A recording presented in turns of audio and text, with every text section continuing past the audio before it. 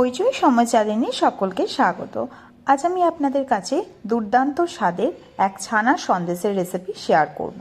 এই ছানার সন্দেশের রেসিপি তৈরি করতে খুব বেশি উপকরণের প্রয়োজন হয় না। মাত্র কয়েকটা উপকরণে দারুণ স্বাদের লোভনীয় এই ছানার সন্দেশ খুব চটজলদি তৈরি হয়ে যায়। তাহলে চলুন আজকের এই ছানার সন্দেশের রেসিপিটা দেখে নেওয়া যাক। প্রথমেই আমি এখানে 250 গ্রাম ছানা নিয়েছি। ছানাটাকে আমি ভালো করে ধুয়ে তার থেকে জল ঝরিয়েও নিয়েছি। খুব বেশি ড্রাই করে জল ঝরাবার দরকার নেই। এখন আমি এই 250 গ্রাম ছানার মধ্যে 3 টেবিল চামচ সুজি দিয়ে দেব। 3 টেবিল চামচ সুজি দিলেই কিন্তু যথেষ্ট।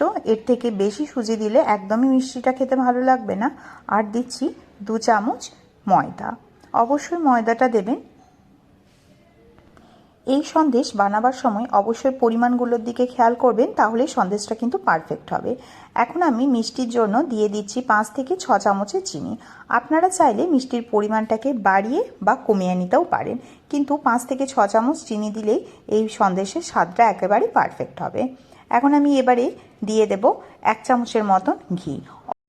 এই ছানার সন্দেশের ফ্লেভারটা যাতে খুব ভালো আসে তাই আমি এখানে দিয়ে দিচ্ছি ছোট সাইজের 2টো এলাচ। আপনারা চাইলে এলাচটাকে গুঁড়ো করেও দিতে পারেন।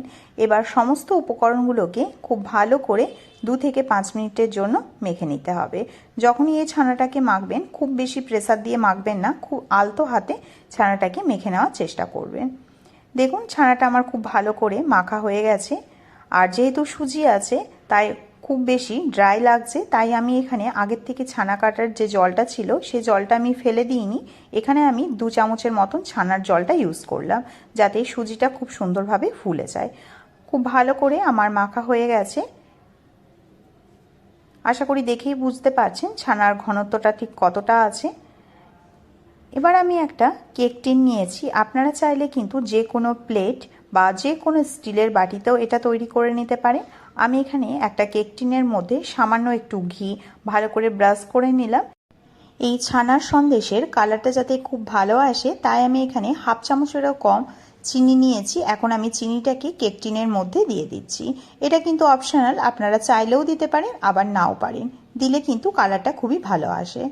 এবার আমি আগের থেকে যে ছানার মণ্ডটা তৈরি করে রেখেছিলাম সেই ছানাটাকে খুব ভালো করে হাতে সাহায্যে ছড়িয়ে দিচ্ছি। ওপর থেকে এটাকে মসৃণ করে নেওয়ার জন্য একটা চামচের ব্যবহার করছি।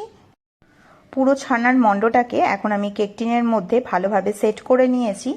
আর এদিকে 1 কাপ পরিমাণে জল খুব ভালো করে আমি গরম হতে দিয়েছিলাম একটা কড়াইয়ের মধ্যে।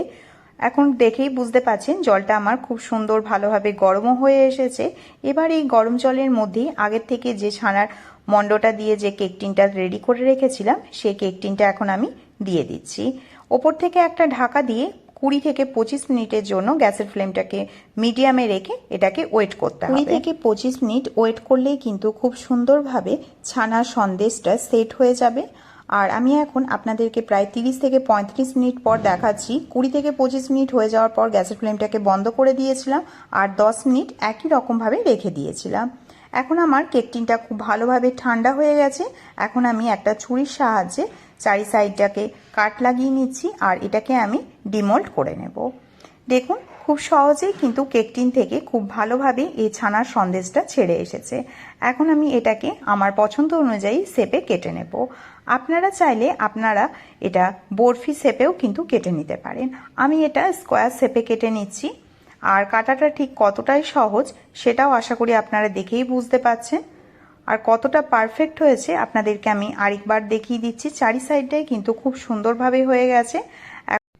এবার আমি এগুলোকে স্কোয়ার শেপে কেটে নেব। আমার চ্যানেলে এরকম আরও অনেক ধরনের মিষ্টি রেসিপি আছে, আপনারা চাইলে সেগুলোও দেখে আসতে পারেন। আশা করি ভালো লাগবে। আশা করি দেখেই বুঝতে পারছেন এটা কতটা সুন্দর হয়েছে। আর এটা খেতেও কিন্তু খুবই ভালো হয়, মুখে দিলেই কিন্তু মিলিয়ে যায় আর একবার খেলেই কিন্তু বারে বারে খেতে ইচ্ছে যায়। রেসিপিটি যদি ভালো লেগে থাকে তাহলে অবশ্যই চ্যানেলটিকে সাবস্ক্রাইব করে নেওয়ার অনুরোধ রইল। ভালো থাকবেন, সুস্থ থাকবেন। দেখা হচ্ছে আরও এক নতুন রেসিপির সাথে। অসংখ্য ধন্যবাদ।